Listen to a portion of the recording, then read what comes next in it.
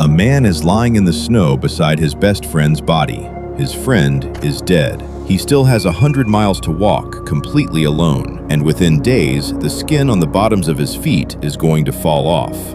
This isn't a movie. It happened in January 1913 in the most remote, most hostile place on Earth, and most people have never even heard this man's name.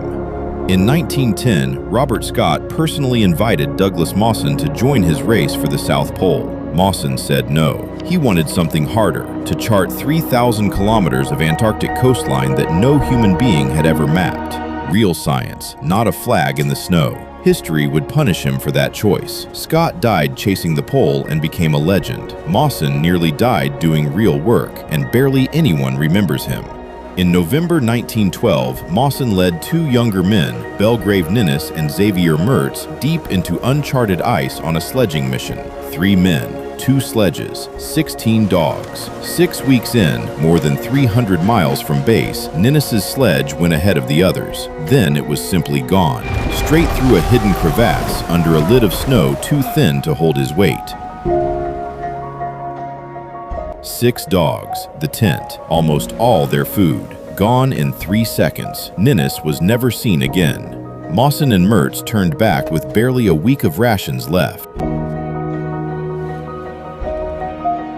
So they started eating the sled dogs, all of them, including the livers, which neither man knew were slowly poisoning them. Within days, both men's skin began peeling off in sheets. Their hair fell out in clumps. Mertz, the stronger of the two, broke down first, delirious, then paralyzed. He died on January 8, 1913. Mawson was now completely alone, 100 miles from safety, in a body that was falling apart. And here's where the story gets uncomfortable. One historian has argued that Mawson may have done something in those final hours he never fully admitted to in his own journal. Most historians reject the theory. Nobody has ever managed to fully rule it out either. Mawson kept walking. On January 11th, he sat down to check his feet and watched the soles peel away from the flesh underneath, still stuck to his socks. He rubbed the raw skin with oil, bandaged the soles back onto his feet, laced his boots over the top, and kept moving. 6 days later, the ground opened beneath him without warning. He dropped into a crevasse, dangling over a bottomless dark, held only by a rope tied to his sledge.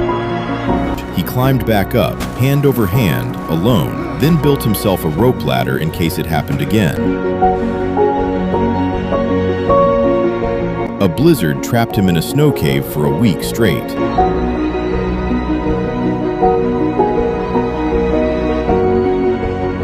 He only survived because a search party had left emergency food buried along the route, just in case.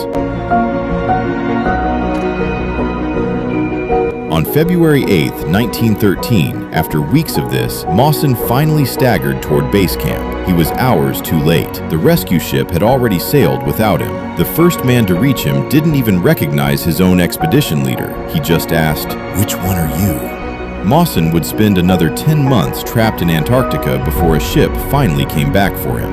Ernest Shackleton got the statues. Robert Scott got the legend. Douglas Mawson walked further alone, lost more, and survived worse than almost anyone in exploration history, and barely anyone remembers his name.